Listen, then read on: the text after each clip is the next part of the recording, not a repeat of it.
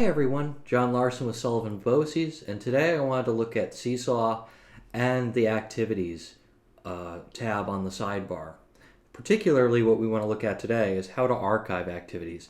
As you progress throughout the year, your activities are going to fill up quickly, and the activities is kind of the lifeline for your students. It's where they're going to find a lot of the things that they're doing in your class. So how do we manage this? Well, there's a couple of ways. The one that I'm going to talk about here is how to actually archive your activities. If we go scroll through, we can see that we have activities. I would recommend archiving regularly. So how do we archive an activity?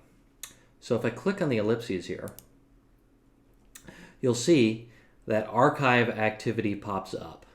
Now when I archive that activity, it's going to remove it from the activities feed that your students see, but it has not removed it for your students. It is actually, if they want to access it and go back and look at it, it's still in their journal. Again, think of your journal as your portfolio, as their portfolio.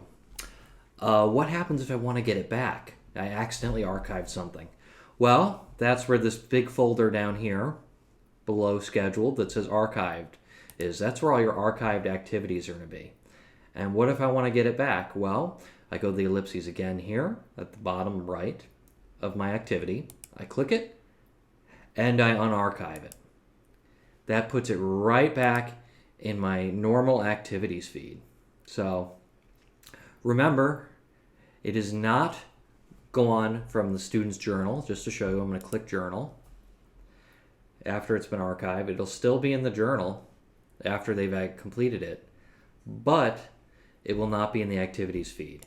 And it just prevents it from getting cluttered. So that's my tip for the day, and I hope you have a wonderful day.